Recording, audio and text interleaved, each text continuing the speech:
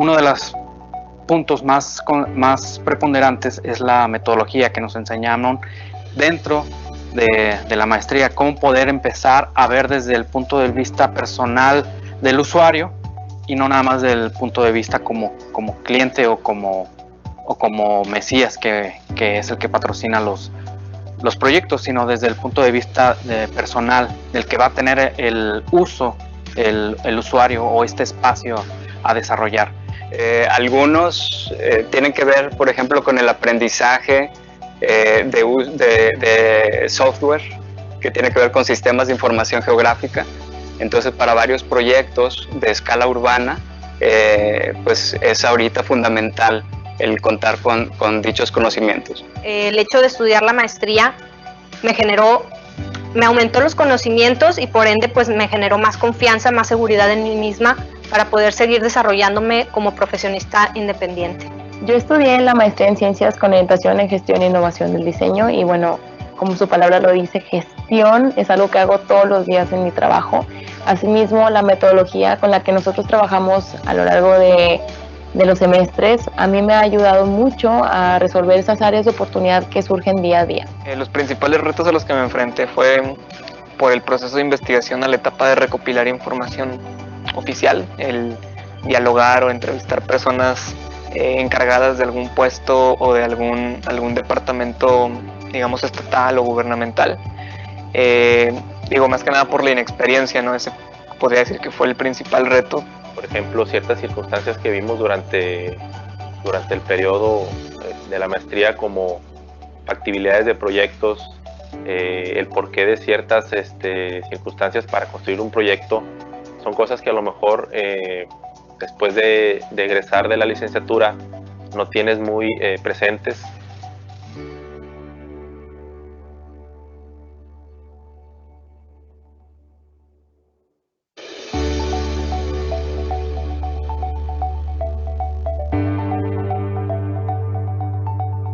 Me ha permitido tener un rigor más académico en los proyectos profesionales que hacemos en el taller, entregando con una mejor propuesta a los proyectos que llegan ahí en nuestra oficina.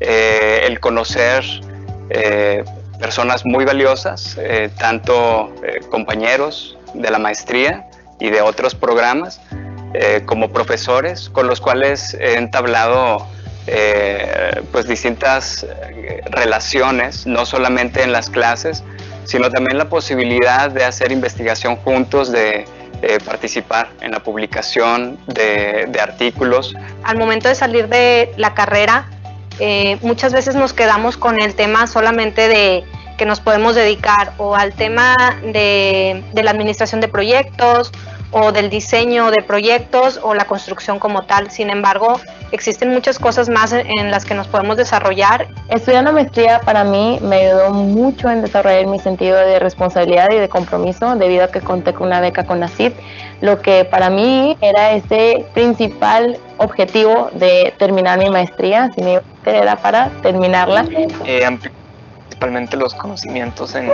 cuestiones técnicas, cuestiones contextuales a la arquitectura y a la ciudad, que quizás en una etapa de licenciatura no se da en profundidad. Entonces, de alguna manera te ayuda a encaminarte más de ciertas cosas que tienes como pendientes, y no terminas por aterrizar. En lo particular, me apoyó mucho la maestría para entender ese tipo de circunstancias en lo administrativo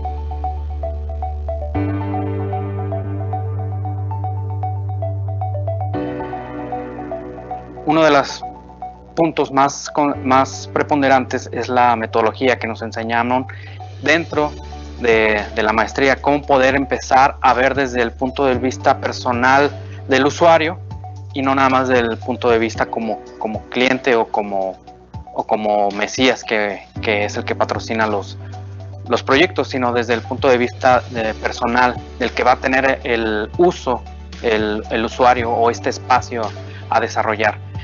Algunos tienen que ver, por ejemplo, con el aprendizaje de software, que tiene que ver con sistemas de información geográfica. Entonces, para varios proyectos de escala urbana, pues es ahorita fundamental el contar con dichos conocimientos. El hecho de estudiar la maestría me aumentó los conocimientos y por ende pues me generó más confianza, más seguridad en mí misma para poder seguir desarrollándome como profesionista independiente. Yo estudié la maestría en Ciencias con orientación en Gestión e Innovación del Diseño y bueno, como su palabra lo dice, gestión es algo que hago todos los días en mi trabajo.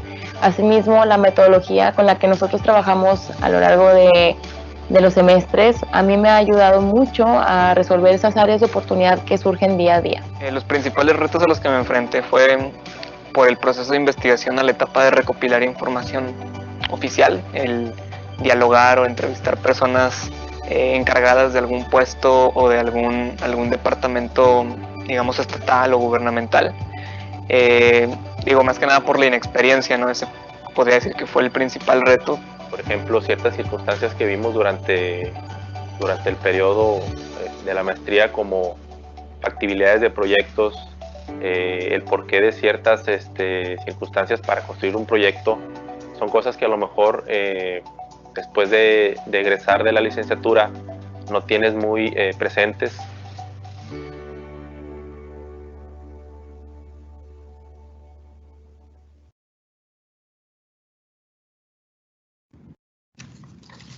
Muy buenas tardes, bienvenidos a todos. En nombre de la Facultad de Arquitectura, la Subdirección de Posgrado de Investigación y el Comité Organizador reciban una cordial bienvenida. Estamos muy complacidos de ser sede nuevamente de este tercer foro del conocimiento y creemos que es un espacio para el diálogo y la sinergia. Me quiero permitir presentar y dar la bienvenida a las autoridades que nos acompañan. El doctor Gerardo Enrique Muñoz Maldonado, director del Sistema de Estudios de Posgrado de la Universidad Autónoma de Nuevo León.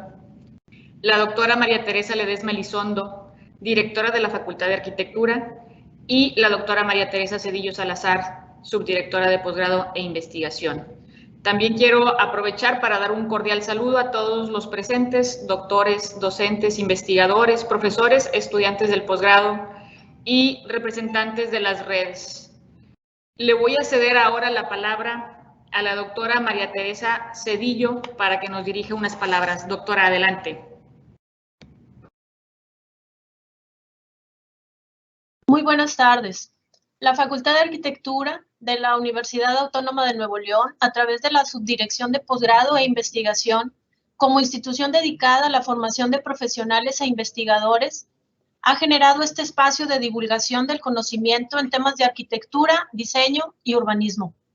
El tercer Foro Internacional del Conocimiento está conformado por un ciclo de conferencias magistrales, ponencias y mesas redondas, con la participación de investigadores nacionales e internacionales y tiene como objetivo, además de impulsar y ser una plataforma del conocimiento, promover el trabajo científico y de innovación de nuestros cuerpos académicos, con expertos en investigación y grandes personalidades dentro del mundo de la innovación, permitiendo el intercambio de experiencias con los asistentes y contribuyendo con un desarrollo profesional en la generación de redes y el fortalecimiento de la cadena de valor para el desarrollo de conocimiento entre países y su impacto social.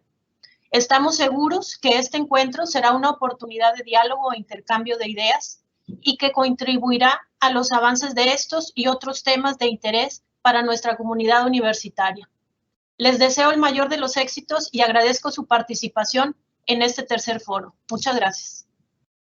Muchísimas gracias, doctora María Teresa Cedillo, nuestra subdirectora de posgrado de investigación en la Facultad de Arquitectura, y me permito ceder la palabra ahora a la doctora María Teresa Ledesma, nuestra directora de la facultad. Adelante, doctora. Gracias, doctora Diana Lugo. Buenas tardes, tengan todos ustedes. El día de hoy estamos inaugurando el tercer Foro Internacional del Conocimiento por parte de la Subdirección de Posgrado e Investigación de la Facultad de Arquitectura. Agradezco aceptar la invitación de por estar el día de hoy aquí, al doctor Gerardo Enrique Muñoz Maldonado. Gracias, doctor, por estar aquí, director del Sistema de Estudios de Posgrado. Asimismo, felicito a la doctora María Teresa Cedillo Salazar, subdirectora de Posgrado e Investigación, y a todo su equipo por esta gran labor de este foro internacional. Gracias a la tecnología que nos permite seguir en contacto a una distancia por esta plataforma MS Teams, que es que podemos lograr este tipo de eventos tan importantes para nuestra institución, nuestra alma mater y nuestra dependencia. Estas actividades son formativas y enriquecedoras para los estudiantes y los profesores e investigadores, contando con la participación de catedráticos de la facultad y profesores externos. La Facultad de Arquitectura siempre se ha destacado como una dependencia que tiene como objetivo el mantener a la vanguardia y actualizados a todas las personas, investigadores y profesores por estar en sincronía con otras universidades a nivel mundial. En este foro tendrán la oportunidad de aprender e interactuar entre investigadores, profesores y profesionistas en distintas disciplinas en conjunto con la comunidad estudiantil, permitiendo compartir diferentes ideas que emanan las distintas ramas de la arquitectura y el diseño. Felicito a todo el equipo de trabajo, quienes hacen posible que esta semana llenen de actividades nuestra facultad. Gracias, investigadores, profesores, técnicos y estudiantes, por el compromiso que han tenido hacia este foro. Asimismo, le doy la más cordial también bienvenida a la primera ponente del día de hoy. Es una gran labor y ardua que ellos han preparado y que se tienen que conectar a través de la distancia para que ustedes tengan el conocimiento que ellos nos pueden ofrecer. Les digo de corazón a nuestros estudiantes de nivel de posgrado, investigadores y maestros, poner mucha atención a lo que inicia el día de hoy. De veras los felicito. Gracias, doctor Gerardo Muñoz, por acompañarnos. Es un placer tenerte aquí, que es representante de nuestra alma mater. Gracias, doctora Teresa Cedillo. Y al doctor Benito Narváez también, que por ahí lo veo en la plataforma. Hace rato por ahí estaba viendo también al doctor Carlos Marmolejo. Es un gusto y un placer tenerte y verte por aquí. Y pues bueno, que tengan un excelente día y semana con este tercer Foro Internacional de Conocimiento. Gracias. Muchísimas gracias, doctora María Teresa Ledesma, por sus palabras. Y ahora permito cederle el micrófono al doctor Gerardo Enrique Muñoz, director del Sistema de Estudios de Posgrado, para que nos dirija unas palabras. Doctor, adelante. Muy buenas tardes. Es un placer para mí estar aquí con puros amigos. Realmente considero la Facultad de Arquitectura y todos sus programas uno de los principales fortalezas que tiene esta universidad. Hace ratito tenía una reunión con el señor rector y con el secretario general y estábamos platicando, les decía que tenía esta inauguración de este foro y ellos están muy contentos con todas las actividades que se están realizando en general en toda la universidad con foros y ustedes no se quedan atrás. Me da mucho gusto estar en la inauguración y en el inicio de este tercer Foro Internacional del Conocimiento en el posgrado en investigación. Sabía que ustedes no podían quedarse atrás. La quiero felicitar a la doctora María Teresa Ledesma Elizondo, que Tere siempre he tenido un gran afecto por la facultad. Le platicaba el otro día a Tere que si yo no hubiera sido cirujano médico, hubiera sido arquitecto. De alguna forma me encanta. Realmente ustedes se manejan bastante bien. Y bueno, todos los posgrados que tienes, es muy difícil escoger uno, porque todos están muy interesantes y todos son muy pertinentes, que es lo más importante en una universidad pública, es que todos sus programas sean pertinentes a lo que requiere o necesitan los estudiantes en nuestra sociedad. También quiero felicitar a la doctora María Teresa Cedillo Salazar, que tenemos muy amplia comunicación, Tere, ella y yo. Realmente ella está duro y dale con la gestión de las becas de los estudiantes y todas las cosas, y muy atenta siempre a todas las actividades del posgrado, y les agradezco mucho.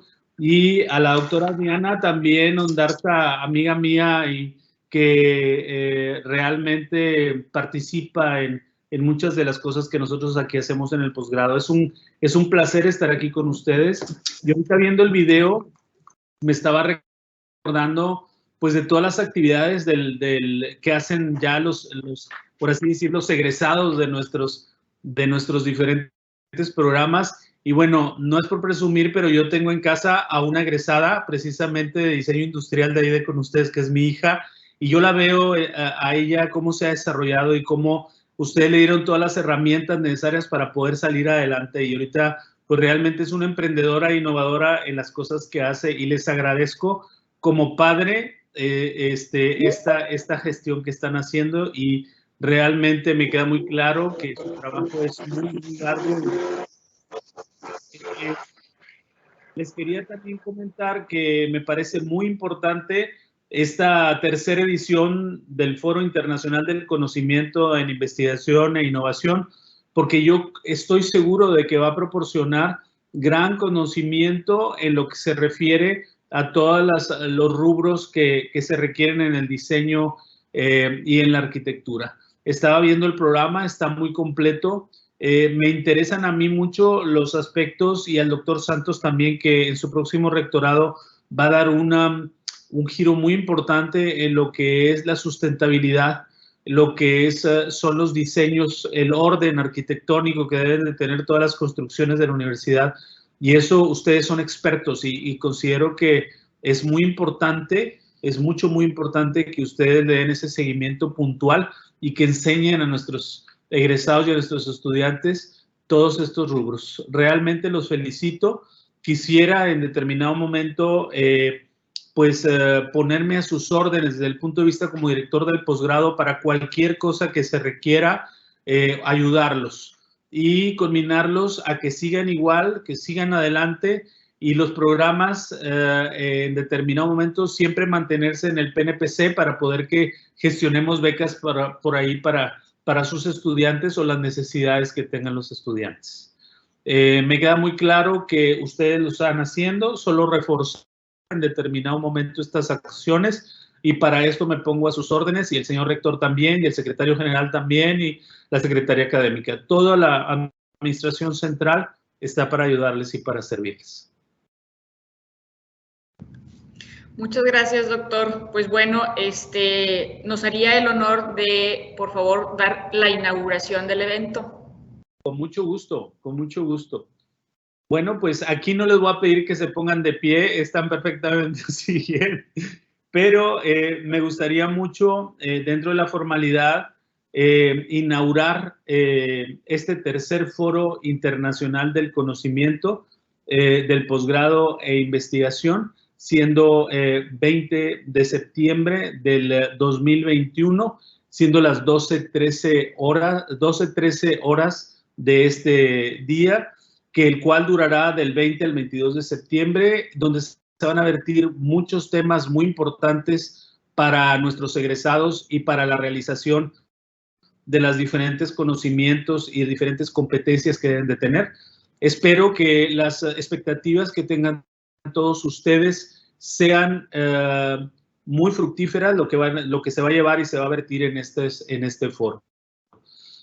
Muchas gracias, muy amables, y declaro formalmente inaugurado este tercer Foro Internacional del Conocimiento del Posgrado e Investigación. Muy amables por su invitación, y estoy a sus órdenes.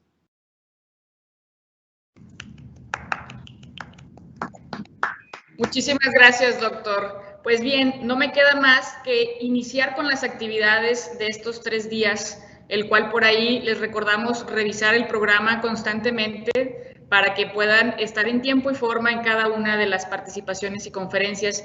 Y voy a darle la palabra al doctor Benito Narváez Tijerina, quien nos apoyará en la siguiente y en la primera de las conferencias, haciendo a su vez la presentación de nuestra conferencista. Bienvenido, doctor Benito, adelante. Muchas gracias, Diana. Bueno, pues me toca introducir la conferencia de nuestros ponentes. Primero que nada, pues, querida Magda, querido Carlos, muy bienvenidos a nuestro foro y muchas gracias. Me da muchísimo gusto estar aquí con, pues, que compartamos este espacio, ¿no? La conferencia magistral que introduce el doctor Carlos Marmolejo y que Magda pues comparte con nosotros es Control Urbano, o ella la titula Control Urbano, herramienta de gestión o Smart Dystopia. Un poco para que conozcamos a nuestros ponentes del día de hoy. Quiero hacer un brevísimo resumen curricular de ambos, pero verdaderamente muy breve porque no tenemos mucho tiempo para hacer esto, quisiéramos dejarlo a la conferencia. Magda Plosikiewicz, socióloga y filósofa, es licenciada por la Universidad Jagiellonia de Cracovia, en Polonia. Desde su trabajo de responsable de comunicación en la empresa del ámbito de la construcción, Acetroid, desarrolla un ciclo de debates urbanos, paneles que tratan diversos aspectos de la ciudad, como es la movilidad, el arte, la filosofía, las distopías, la ética, el envejecimiento, la ecología social, la arquitectura, la escala humana, entre muchos otros. Junto con Jorge Ponce, lidera el Club de Lecturas, plataforma digital de lectura crítica y debates online moderados. Su último proyecto está relacionado con la producción audiovisual y la promoción de la música y el arte callejero. Por su parte, quien introducirá esta conferencia, el doctor Carlos Marmolejo, es profesor titular de la Escuela Técnica Superior de Arquitectura de Barcelona de la Universidad Politécnica de Cataluña. Es investigador del Centro de Política de Suelo y Valoraciones y es el editor de la revista ACE, que es Arquitectura, Ciudad y Entorno, una revista de gran calidad y muy bien posicionada en el medio internacional. Pues les doy la bienvenida, Carlos, si gustas introducir la conferencia. Muy bien, muchísimas gracias. Buenas tardes. También en México, ¿no? Ya son las 12:17 minutos. Estamos muy contentos de poderlos ver, aunque sea a través de estos medios, ¿no? A veces tan lejanos, pero finalmente cercanos, ¿no? La amistad, la colaboración que hemos tenido a lo largo de los últimos casi 20 años nos unen de forma muy importante a pesar de la distancia. Por tanto, me gustaría agradecer la invitación muy especialmente a la doctora Tere Ledesma, que lidera a las autoridades de la dirección de la Facultad de Arquitectura, al doctor Adolfo Narváez, líder del Cuerpo Académico de Estudios sobre Diseño, y en general a todos quienes han organizado este interesante tercer foro del conocimiento. Tanto la maestra Plosikiewicz como yo, Carlos Marmolejo, estamos por tanto muy entusiasmados de poder formar parte del mismo, a pesar, como he dicho, de la distancia, ¿no? Y de la diferencia horaria que nos va a dificultar poder seguirlo en vivo, ¿no? Vamos a intentar después hacer un seguimiento de la grabación.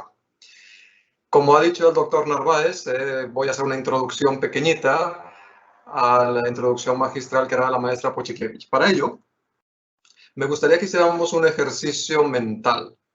Les voy a pedir, por favor, que piensen por un momento que viven en un entorno en donde todas sus necesidades cotidianas las tienen cubiertas.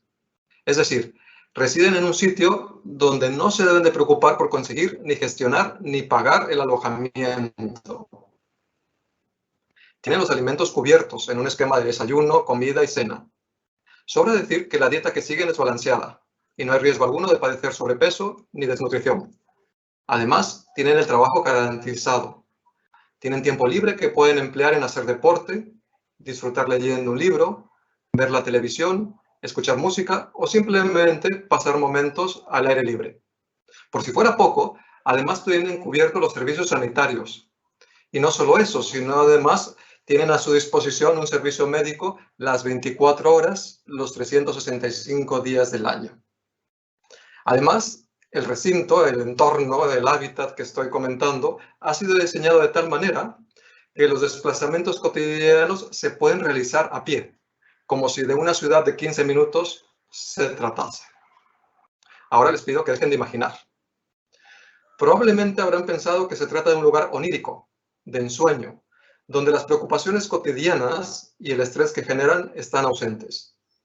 Pues bien, sepan que el hábitat que les he descrito es una cárcel y que todos y cada uno de sus movimientos están estrechamente monitorizados y son inspeccionados para garantizar el buen funcionamiento del sistema. Dejando de lado la privación de la libertad que supone una cárcel, ¿creen ustedes que podrían ser felices en un sitio en donde tienen resueltas todas sus necesidades a costa de estar estrechamente vigilados? Pues bien, no hace falta insistir que la sociedad de la información en la que estamos inmersos avanza a pasos agigantados hacia un panóptico digital y que el conjunto de tecnologías que aparentemente facilitan nuestra vida también suponen una invasión de la privacidad, de nuestra privacidad, como nunca antes en una sociedad democrática se había visto.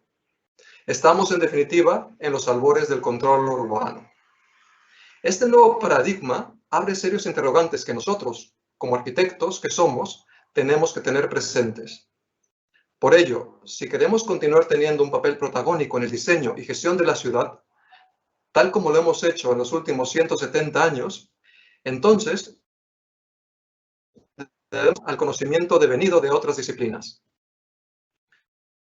Por ello, queda la maestra Puchikiewicz, cuyos conocimientos, como se nos ha dicho en sociología, concretamente sociología urbana y filosofía, nos ayudarán a dar respuesta, entre otros, a los siguientes interrogantes.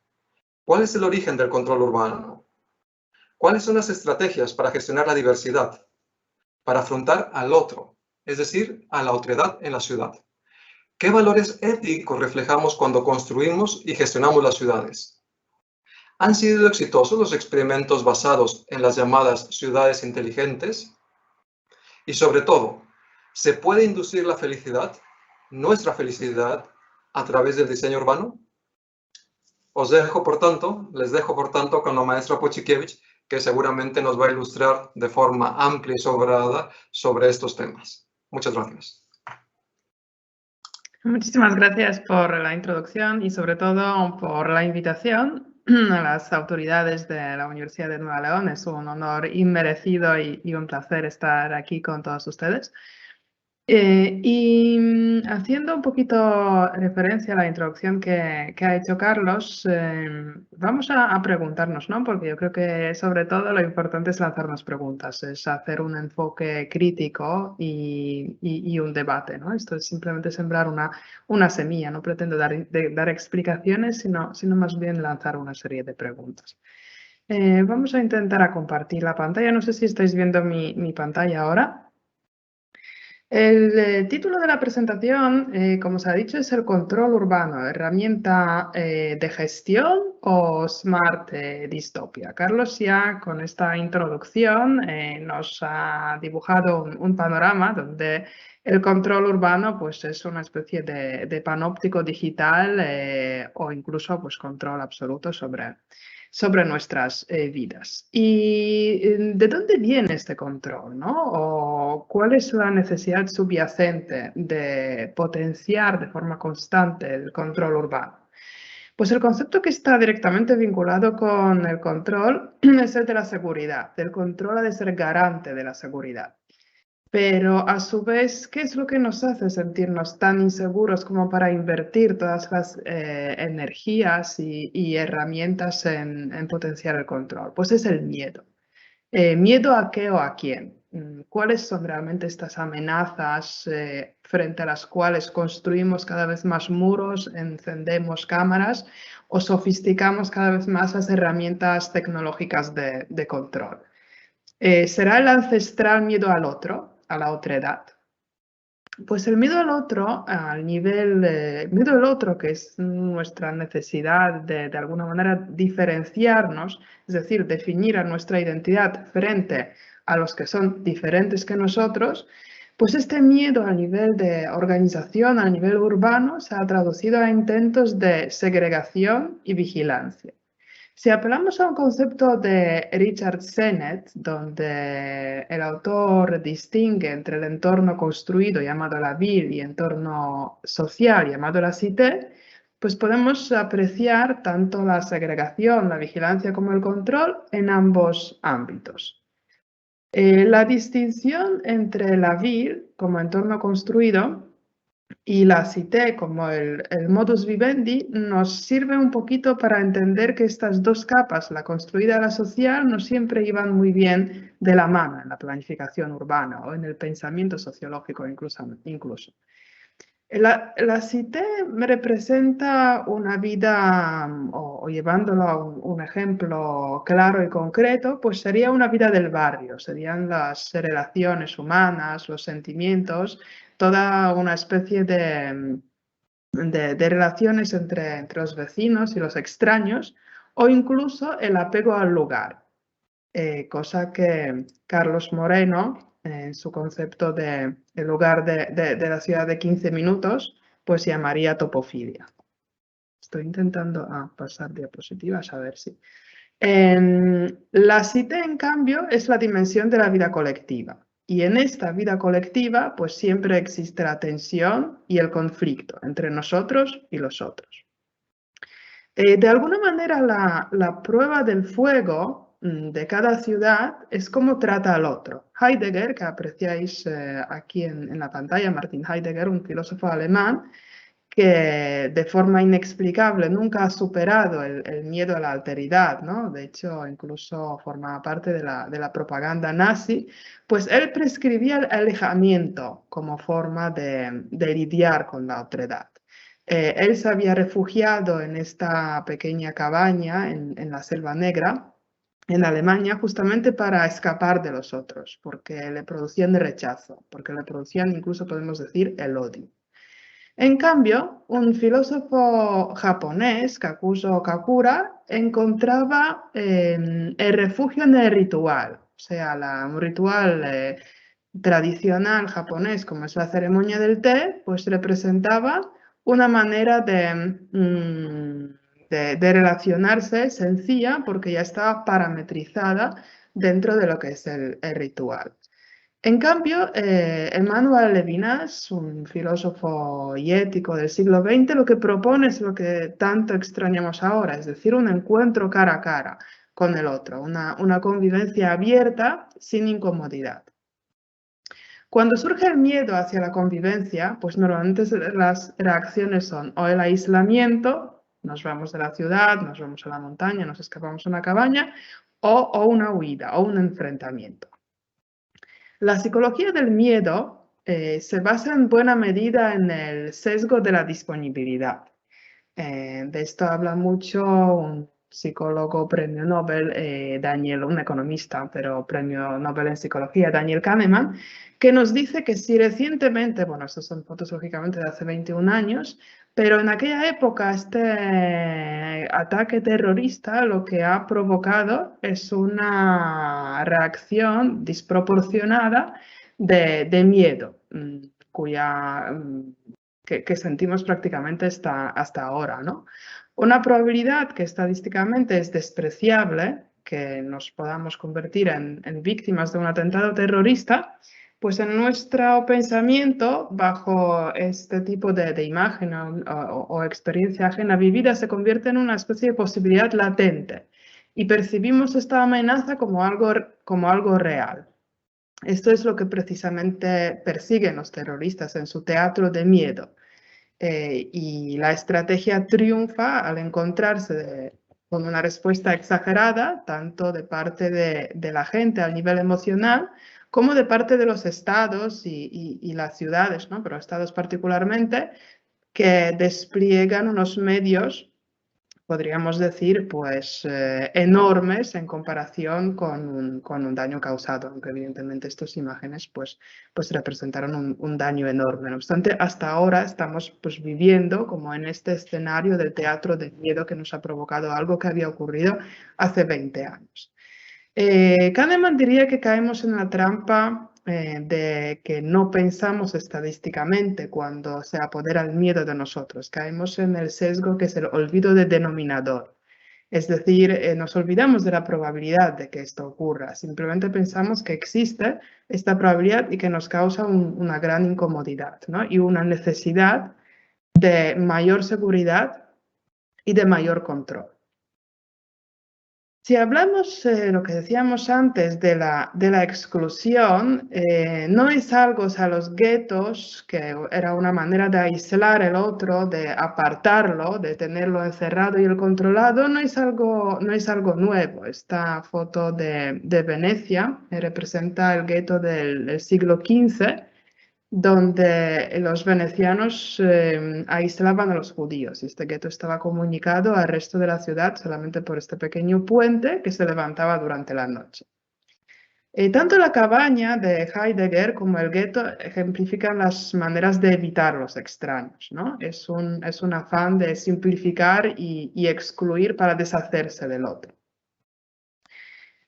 Ahora, a pesar de que proclamamos igualdad como un valor principal, ¿no? Hacia los cuales avanzan las sociedades, hay muchos cuestionamientos de parte de filósofos como Michael Sandel o el propio Sennett, donde se cuestiona que la sociedad meritocrática tampoco es el camino justo hacia la igualdad y hacia la sensación de mayor integración. ¿Por qué? Pues porque la creencia, o sea, la meritocracia está basada en la creencia donde el lugar que ocupa cada uno en la ciudad y en la sociedad es fruto de su trabajo. Por lo tanto, conlleva las comparaciones donde la sensación del fracaso es una sensación del fracaso merecido. Podemos preguntarnos también si la digitalización, ¿no? Que hemos vivido tanto durante la época del COVID, si es una especie de también un camino que allana las desigualdades y que nos permitiría incluso borrar o disminuir las diferencias entre los diferentes estratos socioeconómicos que siguen viviendo separados, si la digitalización es el futuro de la igualdad. Pues tampoco, porque hay una importante brecha, ¿no? En la digitalización. Aquí podríamos desarrollar este tema no solamente con la cuestión del acceso al mundo digital, sino también con la brecha del género, pero bueno, no es el punto de este debate. En las comunidades multiétnicas, donde los otros donde diferentes perfiles, ¿no? Están condenados a convivir de forma cotidiana, pues cualquier uso de un pequeño símbolo puede resultar como el detonador del gran conflicto, ¿no? Y aquí podríamos dar también múltiples ejemplos en la historia, como habrán sido pues, los pogromos en Polonia, en la antigua URSS, lo que está pasando en Pakistán, en Afganistán actualmente, pues donde los pequeños conflictos o insignificativos pues desencadenan en unas barriles de pólvora y conflictos a gran escala. Aquí se les dice que la gente generalmente responde mejor a las diferencias si hay cierta distancia, es decir, nos da un tip donde dice que a la hora cuando se agudizan los conflictos étnicos o los conflictos religiosos, deberíamos de replegar los símbolos, tanto los símbolos nacionales como los símbolos religiosos. Y aquí una cita: las comunidades heterogéneas funcionan bien solamente en la medida en la que la conciencia del otro pasa al primer plano. El ritual superficial es una manera de volver a unir una comunidad que está a punto de estallar. Es decir, los pequeños, insignificativos rituales cotidianos, si sustituyen a lo que son las banderas y los símbolos religiosos, pues permiten una convivencia mucho más pacífica. Construyendo las ciudades, las personas o todos los agentes y actores implicados en la construcción de las ciudades, reflejamos en ellas el espíritu de la época, por supuesto, eso ya lo sabemos. También nuestras inquietudes, nuestros ideales y, aunque de forma mucho menos explícita, nuestros paradigmas éticos. ¿Y cuáles podrían ser estos principios fundacionales, ¿no?, de la ética de una ciudad que pretendería ser una ciudad abierta y por lo tanto una ciudad segura y por lo tanto una ciudad donde quizás el control urbano no sería tan necesario? Pues podrían ser valores tan básicos como la libertad, como la tolerancia para las diferencias, como la igualdad, como fuerza liberadora y finalmente un idealismo pragmático, es decir, enfocarse en lo que es realizable y no solamente teóricamente posible. Si hablamos de las ciudades del siglo XIX, pues vemos que tanto al nivel novelístico como filosófico, ¿no?, han sido percibidos como unas ciudades muy hostiles, muy misóginas y muy recelosas, ¿no?, del otro, muy inhumanas. Por lo tanto, en el siglo XX pasamos de estas ciudades tan contaminadas, tan terriblemente industrializadas, a construir o a higienizarlos, a ventilarlos, a hacer grandes infraestructuras sanadoras con alcantarillado, ventilación, espacios abiertos, bulevares y parques. Y la ciudad se empieza, bueno, esto ya anteriormente, en el siglo XVII, se percibe como, o se compara a un sistema, a un organismo, ¿no? Este símil con el cuerpo humano, que tan a menudo se utiliza en sociología, en filosofía o en general para comprender algún sistema complejo, nos gusta compararlo con el cuerpo humano. Por lo tanto, las infraestructuras pues, serían como un sistema circulatorio, pero ¿cómo deberíamos de pensar, si pensamos en el símil cuerpo-ciudad, en el control urbano? Pues quizás sería una especie de un sistema inmunitario descentralizado. La ciudad del siglo XXI pasa a ser, ya el criterio higienista ha sido satisfecho, ya tenemos bueno, o de alguna manera al menos, ya no es tan prioritario, y empezamos particularmente en la segunda mitad a principios del siglo XXI, pues enfocarnos muchísimo en el tema de seguridad, de vigilancia y de control. Normalmente es una vigilancia y control bastante centralizada, luego hablaremos de los ejemplos de Smart Cities.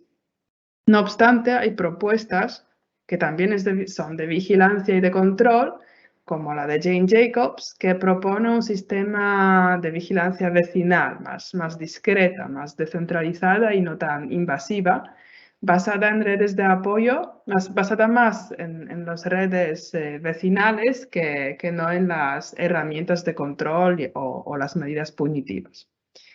Esta propuesta de Jacobs se complementa con la propuesta de Lewis Mumford, que se considera un precursor de la ciudad inteligente integradora, porque destaca que además de estas redes que pueden funcionar a la escala del barrio, pues son necesarias unas grandes infraestructuras y también grandes directrices para gestionar a las ciudades. El siglo XXI podemos decir que nos trae ciudades o barrios que son muy ricos monetariamente, pero pobres al nivel social.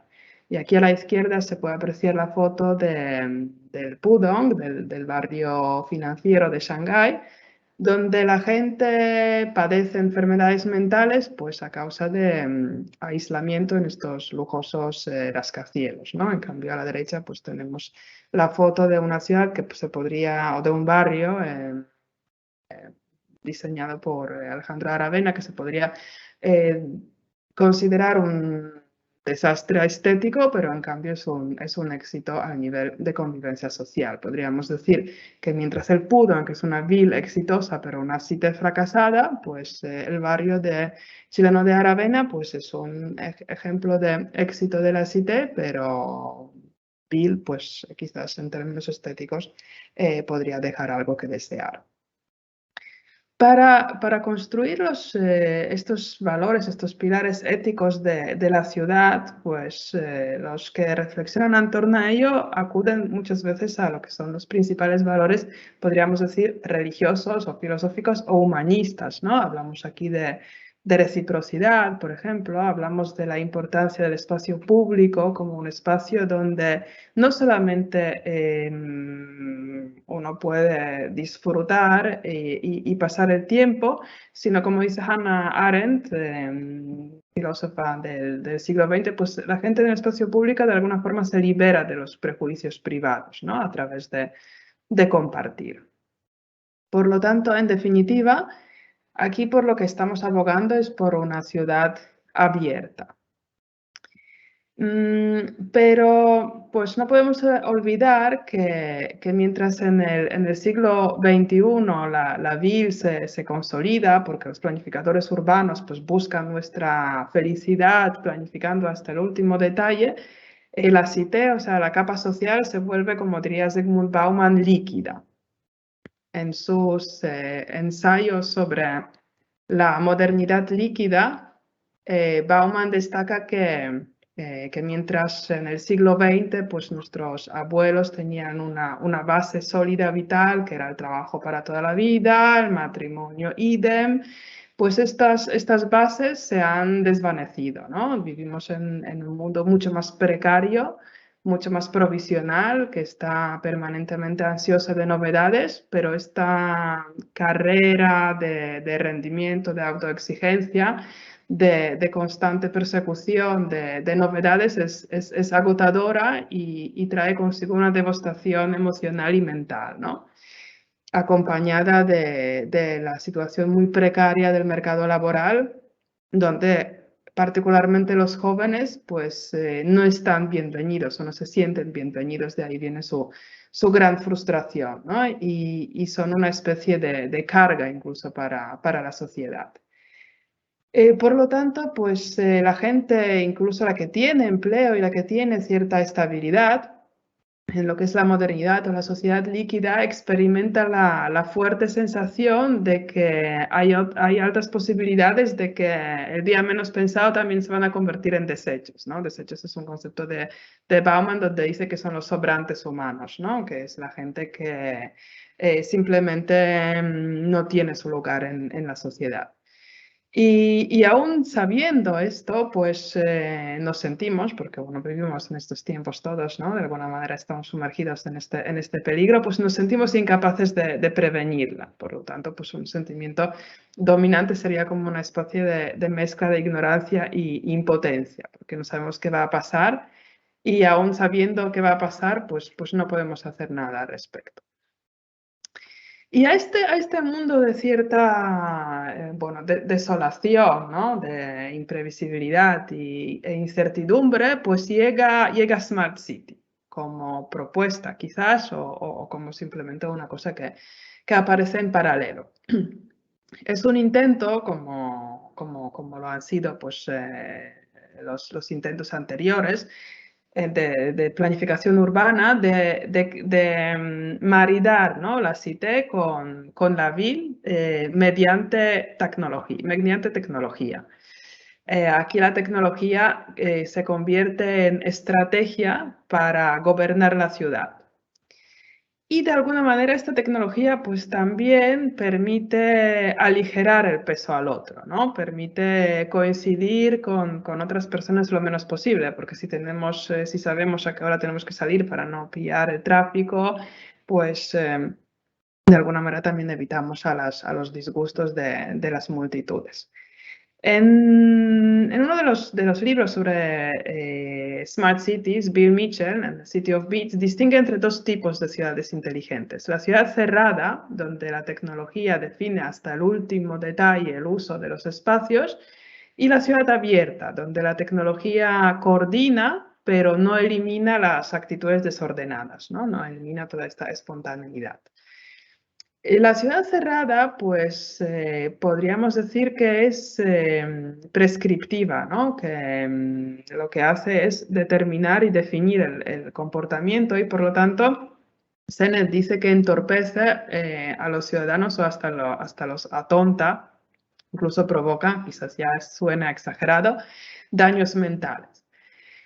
Si lo trasladamos a los autores del siglo XX o incluso XIX, como Theodor Adorno, Alexis de Tocqueville, vemos que hay una etapa previa de uniformización o preglobalización, que es la demasificación de los gustos del consumidor, que ya se observa en Estados Unidos del siglo XIX en la esfera de usos y costumbres.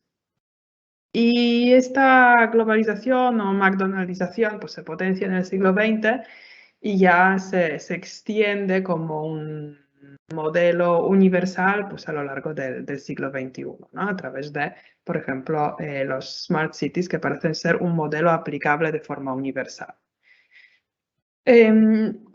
Aquí tenemos como ejemplo de una figura de felicidad artificial dentro de lo que sería pues, una de las Smart Cities o de una de las ciudades modernas, el Googleplex, ¿no? Las oficinas de Google donde trabajan felices pues, fundamentalmente personas muy jóvenes que no tienen muchos compromisos familiares y que son a través de estos diseños tanto interiores de las oficinas como exteriores de estos parques empresariales, de alguna forma inducidas a la creatividad, ¿no? Es un poco la creatividad aislada, donde ellos tienen que innovar de forma programada y que esta innovación pues transcurra sin crispaciones, todo muy suave, en unos entornos perfectos, ¿no?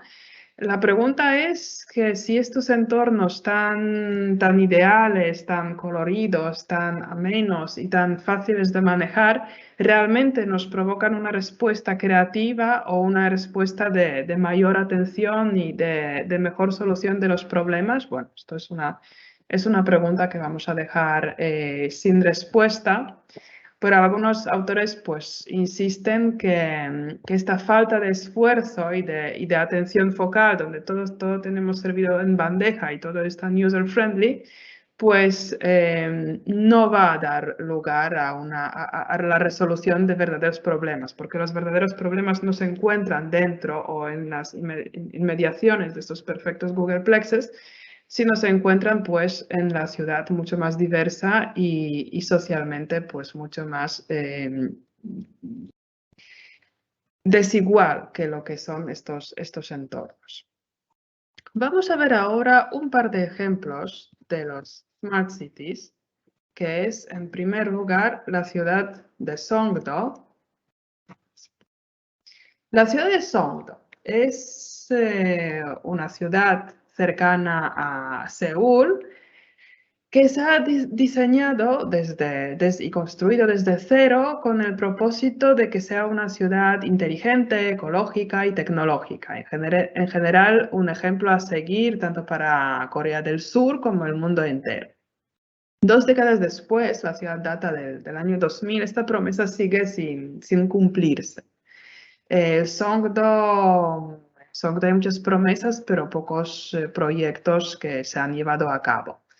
Se han invertido pues 35.000 millones con la idea de no tener que usar coches, de tener 40% de superficie verde. No obstante, pues a pesar de ser una ciudad que hasta la basura la recicla sola y es tremendamente espaciosa y es aparentemente muy atractiva, pues el problema que tiene es que la gente no quiere vivir ahí. Es una ciudad pues, que está completamente monitorizada, llena de sensores, donde el sistema avisa a todos los habitantes, no solamente sobre la ruta más corta para llegar al trabajo, sino incluso a qué hora tienen que salir para no coincidir con demasiada gente en el ascensor. Y esta ciudad tan tecno-eco-utópica, pues donde se esperaba que van a vivir desde el muy principio 300.000 habitantes, pues apenas se está consiguiendo que vivan 70.000.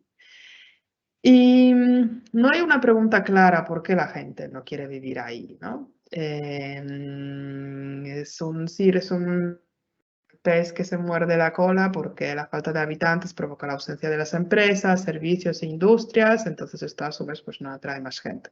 Por lo tanto, ahora hay una apuesta de construir un clúster importante de industria biotecnológica en Songdo para poder atraer ahí pues, a unos 45.000 habitantes más en 5 años.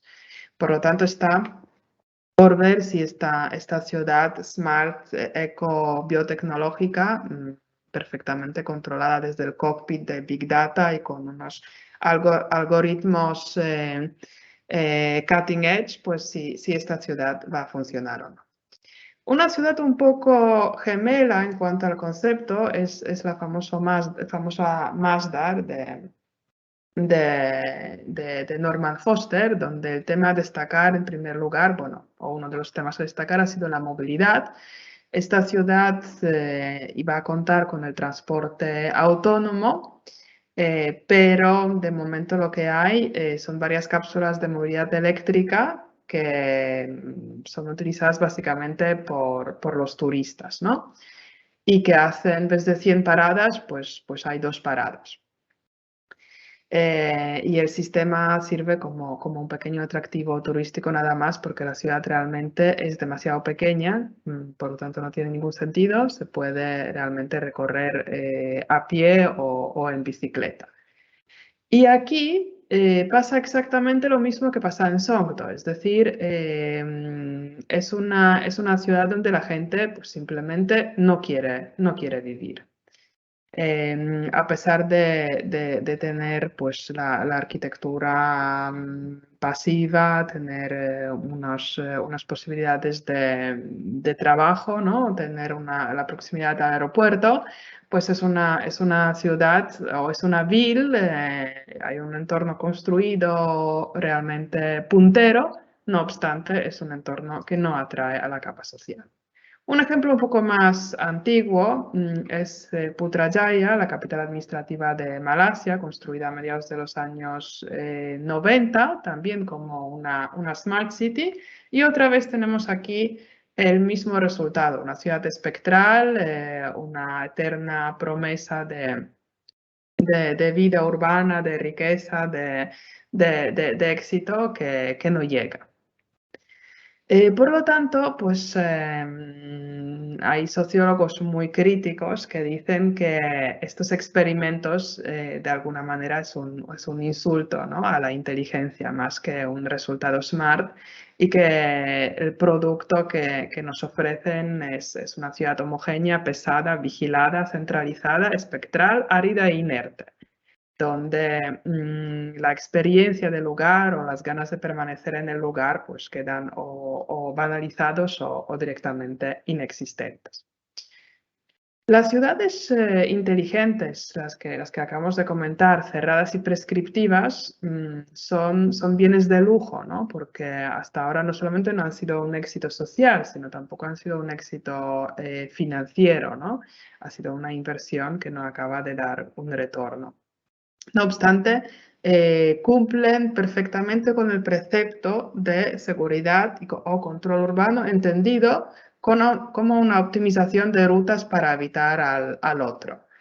Tenemos 3 formas, podríamos decir, de empobrecer la experiencia urbana y es el crecimiento veloz, el menosprecio de las diferencias y lo que vimos en el ejemplo de estas 3 ciudades, la tecnología entontecedora.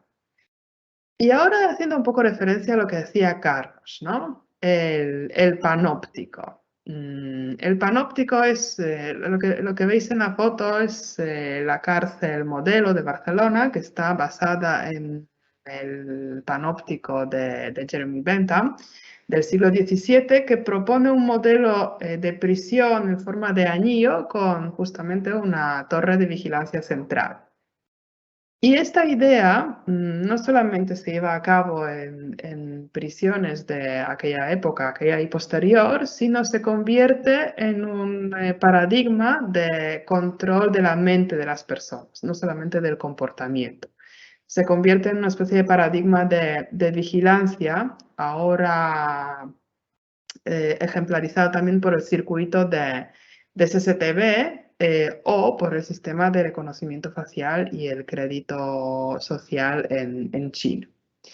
Según Foucault, que dedica bastante espacio en sus obras sobre el tema de la vigilancia, George Orwell en su libro 1984, publicado en el 49, ya ha previsto el sistema de vigilancia y que este sistema de vigilancia pues se ha considerado necesario a la hora de crecimiento de las ciudades, cuando la migración de campo-ciudad ha sido en el siglo XX pues una migración masiva. La idea de sentirse observado crea inseguridad y también condiciona nuestro propio comportamiento. Y este es el verdadero poder, no tanto el hecho de registrarlo todo, sino nuestra sensación de estar vigilado de forma constante.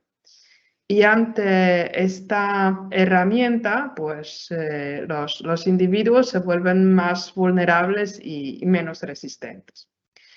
Y aquí ya en el siglo, finales del siglo XX-XXI, llegan las visiones distópicas, ¿no? Lo que decía Carlos, el panóptico digital.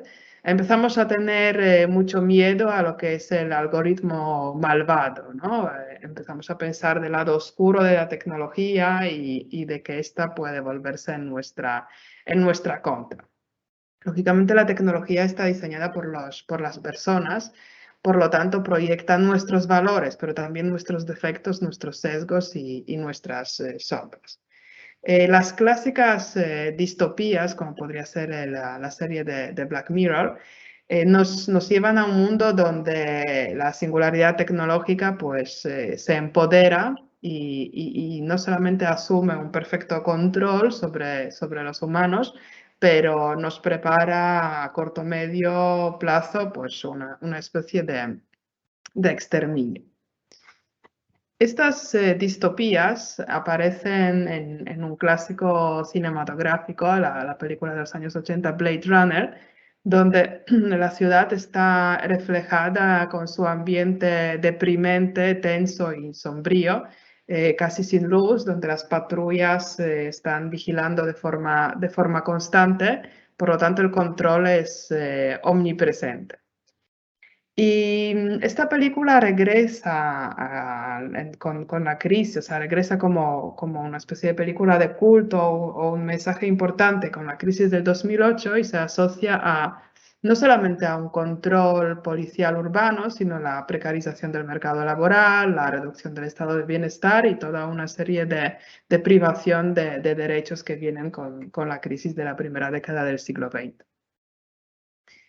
Especialmente, como hemos dicho ya a principios del siglo XXI y a partir del ataque terrorista del 11S, la seguridad se sitúa por encima del todo y estamos muy dispuestos a ceder nuestra privacidad y nuestra intimidad a cambio de tener mayor seguridad y mayor control.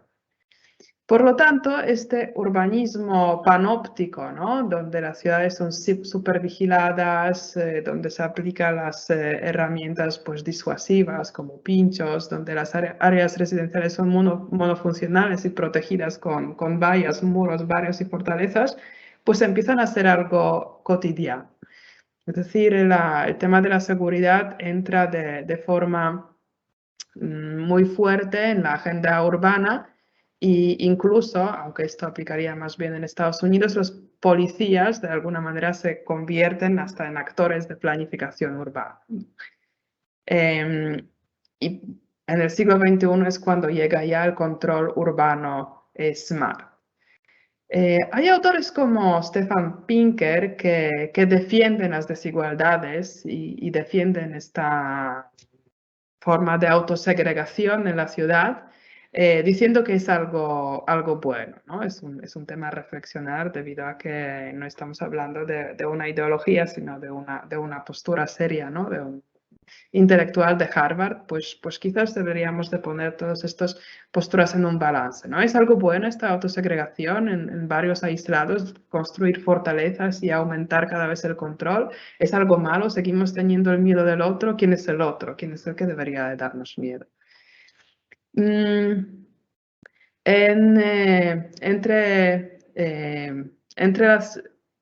Tenemos desde la época industrial pues muchos factores de estratificación en las ciudades, pero en el siglo XX o finales del siglo XX, pues seguridad empieza a ser otro factor de segregación. Y se levantan no solamente barreras físicas, pero también digitales y unas estrategias pues cada vez más sofisticadas. No obstante, estos edificios, y no solo edificios, sino sistemas inteligentes, también son vulnerables desde el punto de vista informático. O sea, esta seguridad física tiene que ir acompañada con otra capa de seguridad y control, que es la ciberseguridad. En los imaginarios sociales que conforman el universo del miedo, ¿qué figuras aparecen? Pues los temidos migrantes, las personas sin techo, los adictos o los enfermos mentales. Todos estos colectivos son los que nos causan miedo, son los que están propensos a ser criminalizados. Y si pensamos en la esfera política y el resurgimiento de la ultraderecha, pues también es un reflejo de este miedo. Además de los sistemas de control externos que ya hemos comentado y las tecnologías, pues hemos de tener en cuenta que nos sometemos nosotros mismos y de forma absolutamente voluntaria y hasta feliz a un control a través de lo que ya es casi nuestro exórgano o exaórgano, del cual tenemos una dependencia absoluta, que es nuestro smartphone, ¿no? Donde cedemos datos e información pues muy contentos a cambio de contenidos, de redes sociales, de un correo electrónico gratis o cualquier tipo de entretenimiento o contenido que nos interesa, ¿no? Y esto, pues obviamente es una enorme democratización del conocimiento, pero a su vez alimenta el algoritmo que probablemente en esas alturas ya sabe bastante más de nosotros que nosotros mismos. Por lo que cobra una especial relevancia ahora el consejo de Sócrates, que hemos de conocernos a nosotros mismos, preferiblemente antes de que lo haga el algoritmo. Hemos hablado mucho de tecnologías de control pesadas, unos cockpits que prescriben comportamientos de movilidad y otros, pero hay otras tecnologías que podríamos decir son más soft y más del tipo coordinador, que son las que se aplica, por ejemplo, en Porto Alegre, en la coordinación de presupuestos colaborativos, y bueno, no solamente en Porto Alegre, pero también en Barcelona, ¿no? Son herramientas tecnológicas de Smart City, pero son unas herramientas que no anulan el pensamiento y no toman de alguna forma decisión por nosotros, sino que permiten una valoración y una recopilación de datos. Por lo que Smart City no ha de ser un demonio o algo que nos asuste, un panóptico digital y un cockpit con un algoritmo que nos parametriza, sino pues puede ser una tecnología que invita a participar, que es una herramienta utilizada para promover la democracia. Pero ya sabemos que no todo es democracia en este mundo y que los algoritmos funcionan muy bien de mano de los países no tan democráticos. Os voy a leer un fragmento de la grabación que está al orden del día en el metro de Shanghái, que dice: queridos pasajeros, aquellos que viajan sin billete, que se comporten desordenadamente o que fuman en lugares públicos serán castigados de acuerdo a las reglas y su comportamiento quedará registrado en el sistema de créditos e información individual. Para evitar cualquier registro negativo en su crédito personal, siga las normas y cumple los órdenes en el tren y la estación. Esto es nada menos que el sistema del crédito social chino, donde la puntuación de cada ciudadano en función de sus hábitos cívicos, su estilo de vida, incluso las páginas web por las cuales navega, pues tiene sus castigos o tiene sus premios, ¿no? En definitiva, esta puntuación marca la posición de los ciudadanos en la escala social del país, de forma que pueden tener trato preferente por parte de la administración o pueden tener ciertos servicios o productos denegados. Por ejemplo, ya 12 millones de chinos no pueden comprar billetes domésticos de aviones y trenes, para avión y tren, porque, bueno, pues han acumulado puntos de mérito. ¿Cuál es el propósito de este sistema? Pues construir una base para implementar de manera integral la visión de construir una sociedad socialista armoniosa, ¿no? Aquí vemos un fin del todo utópico, pero la herramienta parece más bien sacada de la distopía Black Mirror, ¿no? Aunque en este caso sería un Red Mirror. Y el sistema es, digamos, ya básico, ya lo tenemos en muchos de nosotros en nuestros smartphones, es un reconocimiento facial combinado con la monitorización de Internet y ayudado por 600.000 cámaras de vigilancia con inteligencia artificial, ¿no? En las ciudades donde está implantado. Los castigos más severos, si alguien acumula ya muchos puntos, es la prohibición de viajar al extranjero, la limitación en la compra de vivienda, las limitaciones en la tarjeta de crédito, se puede perder la tutela de un perro o incluso puede que la posibilidad de acceder a un buen empleo tenga unas restricciones importantes. También cargo de responsabilidad o incluso comprar petardos, ¿no? No se puede comprar libremente petardos si uno acumula puntos de demérito. Bueno, para ya ir finalizando, porque veo que está llegando el tiempo, podemos decir que las personas, ¿no? que constituimos las ciudades y las sociedades tenemos en general el comportamiento muy complejo que va acompañado de un nivel de autoconocimiento bajo, ¿no? O sea, no nos hemos tomado nunca en serio este consejo de Sócrates de conocernos a nosotros mismos. No nos conocemos suficientemente bien. Y como dice Dan Ariely, el economista conductual, somos previsiblemente irracionales. Somos unos seres guiados por una serie de emociones, instintos y sesgos. No obstante, nos gusta percibirnos de forma completamente distinta.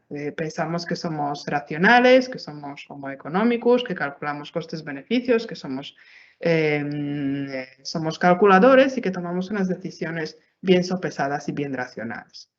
Pero no es así, ¿no? Y se demuestran esos estudios que no voy aquí a entrar en detalle, tanto de psicología conductual como de economía conductual o en general ciencias basadas en comportamiento. Por lo tanto, la complejidad humana nos impide diseñar espacios que sean los que inducen la felicidad. Sean estos New Towns, Smart o Happy Cities o ciudad de 15 minutos, llamemos el concepto como lo llamemos, corremos mucho riesgo en diseñar al final ciudades distópicas, ciudades que son desoladas, deprimentes y que en definitiva la gente no quiere vivir. No me gustaría acabar aquí con una conclusión así de distópica y apocalíptica, pero es difícil diseñar la ciudad para la felicidad. Por lo tanto, podemos tener expectativas y esperanzas en las tecnologías y en los nuevos conceptos de diseño urbano, pero lo que no podemos esperar es que esta misma nos traiga una felicidad. Y con esto ya acabo. Muchas gracias. Muchas gracias, Magda. Muchas gracias, Carlos, también. Interesantísima plática. Y ha motivado una serie de preguntas que la verdad tenemos muy poquito tiempo ya para esto. Discúlpenos, empezamos un poco tarde y bueno, quisimos dar el espacio sobre todo a la conferencia. Rápidamente, dos preguntas que me parecen interesantes, que se pueden agrupar en una, digamos. ¿Cómo se identifica una ciudad inteligente y prospectando hacia el futuro, qué países estarían preparados para esta transformación y cuáles aún no? Quizás sí, yo no soy muy conocedora de todo el espectro de las ciudades inteligentes en el mundo. Entiendo que es un concepto que se aplica de forma muy global, que los experimentos a pequeña escala se están llevando a cabo en muchísimas ciudades, ¿no? Tanto en Asia, las que hemos mencionado, porque ambas eran asiáticas, pero lógicamente en Barcelona, en Europa, Barcelona es un ejemplo de ello. Pues por supuesto en ambas Américas es un concepto que está completamente extendido, que parece que ha triunfado mundialmente, ¿no? Y por lo tanto pues no hay límites, ¿no? Como está tan asociado a la tecnología, a un producto tecnológico, y este producto tecnológico se vende universalmente, pues a priori es adaptable a cualquier situación, ¿no?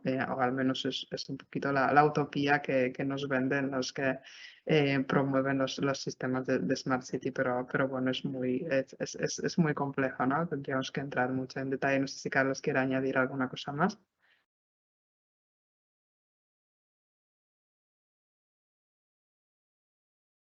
No sé si me estaba escuchando. Sí, estoy escuchando, pero no logro activar el micrófono. Ahora está activado, ¿no? Sí. Bueno, dando respuesta, ¿no? Intentando dar respuesta un poquito a esta pregunta, ¿no? De cuáles son las ciudades que están preparadas para avanzar al next step, ¿no? Es decir, a un estadio, digamos, más avanzado en términos tecnológicos. Yo creo que son aquellas que han invertido la gente, que de alguna manera, ¿no? Han fortalecido mediante programas sociales, mediante programas, digamos, de índole de base social, las relaciones entre las personas, y por tanto que de alguna forma han abonado hacia la construcción de capital social.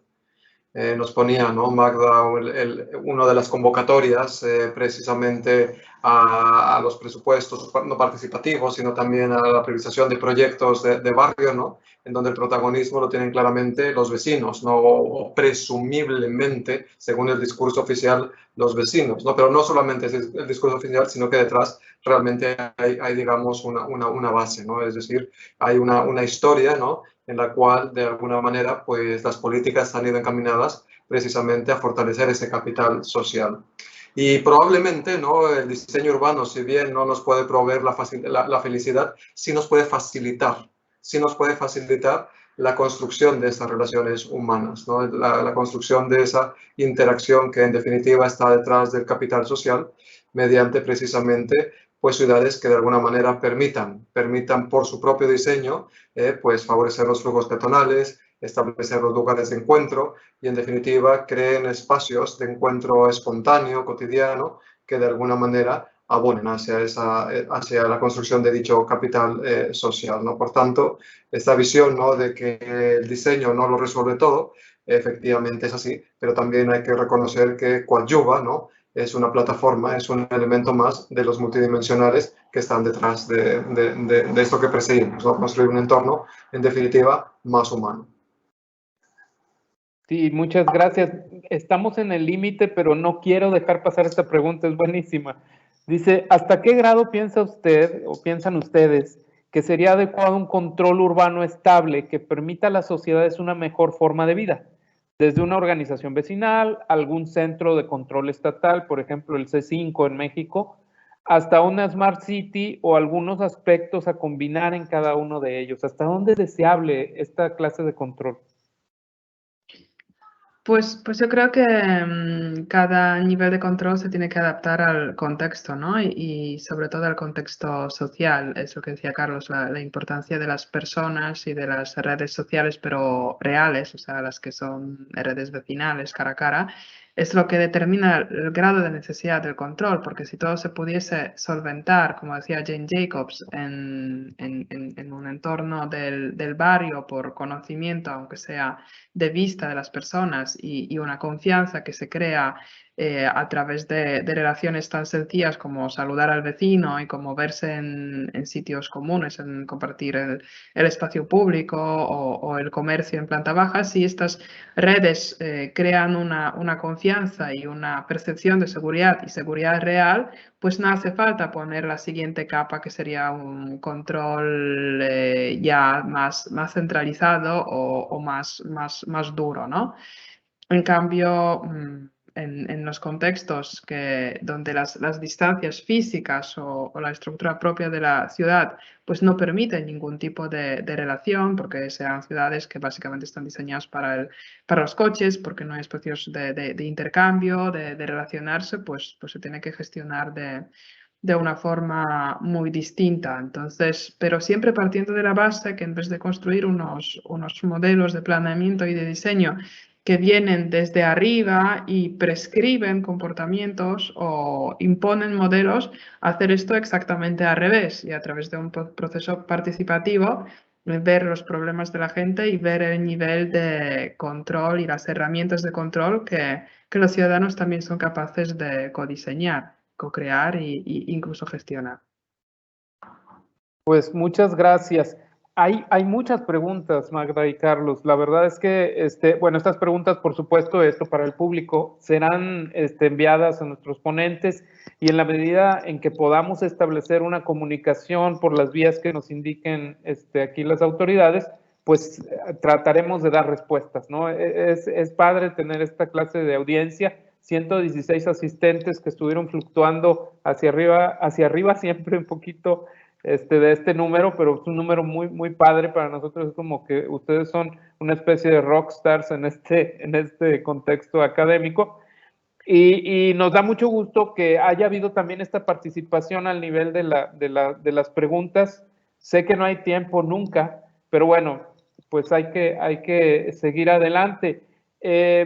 Yo quisiera agradecer mucho a Magda, a Carlos por la amabilidad de su contacto con nosotros, por compartir con nosotros lo que tienen a bien compartir, y creo que también, bueno, quiero anunciar que esta ponencia están invitados desde antes de que se diera esta ponencia, Magda y Carlos, a que formara parte de una publicación que está gestionando el Cuerpo Académico Estudios sobre Diseño. Entonces ya tendremos material por escrito para hacer una discusión científica de más largo plazo, ¿no? y de otros alcances. Por ahora, pues les agradezco mucho todo su tiempo, a todos los asistentes, a Carlos, a Magda, definitivamente, y les quiero invitar a la siguiente conferencia, Confianza, Propósito y Diseño, que ya debe estar empezando. Muchas gracias y pues enhorabuena. Muchísimas gracias.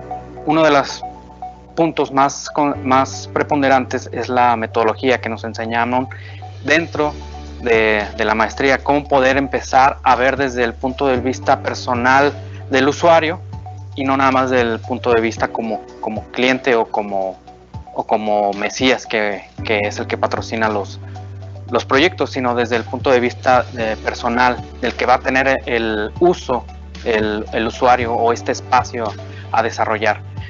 Algunos tienen que ver, por ejemplo, con el aprendizaje de software, que tiene que ver con sistemas de información geográfica. Entonces, para varios proyectos de escala urbana, pues es ahorita fundamental el contar con dichos conocimientos. El hecho de estudiar la maestría me aumentó los conocimientos y por ende pues me generó más confianza, más seguridad en mí misma para poder seguir desarrollándome como profesionista independiente. Yo estudié la maestría en Ciencias con orientación en Gestión e Innovación del Diseño y bueno, como su palabra lo dice, gestión es algo que hago todos los días en mi trabajo. Asimismo, la metodología con la que nosotros trabajamos a lo largo de los semestres a mí me ha ayudado mucho a resolver esas áreas de oportunidad que surgen día a día. Los principales retos a los que me enfrenté fue por el proceso de investigación a la etapa de recopilar información oficial, el dialogar o entrevistar personas encargadas de algún puesto o de algún departamento, digamos, estatal o gubernamental. Digo, más que nada por la inexperiencia, ¿no? Ese podría decir que fue el principal reto. Por ejemplo, ciertas circunstancias que vimos durante el periodo de la maestría, como factibilidades de proyectos, el porqué de ciertas circunstancias para construir un proyecto, son cosas que a lo mejor después de egresar de la licenciatura no tienes muy presentes.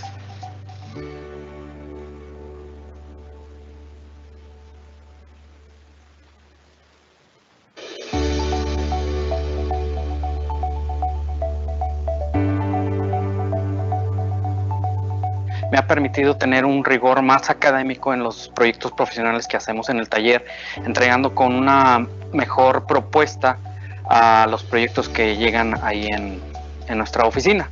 El conocer personas muy valiosas, tanto compañeros de la maestría y de otros programas, como profesores con los cuales he entablado pues distintas relaciones, no solamente en las clases, sino también la posibilidad de hacer investigación juntos, de participar en la publicación de artículos. Al momento de salir de la carrera, muchas veces nos quedamos con el tema solamente de que nos podemos dedicar o al tema de la administración de proyectos o del diseño de proyectos o la construcción como tal. Sin embargo, existen muchas cosas más en las que nos podemos desarrollar. Estudiar la maestría para mí me ayudó mucho en desarrollar mi sentido de responsabilidad y de compromiso, debido a que conté con una beca CONACYT, lo que para mí era ese principal objetivo de terminar mi maestría. Si me iba a meter era para terminarla.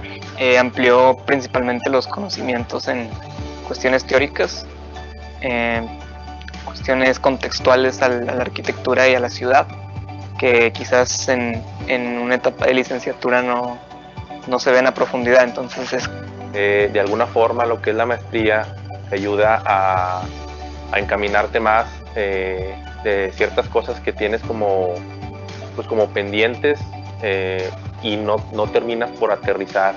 En lo particular me apoyó mucho la maestría para entender ese tipo de circunstancias en lo administrativo,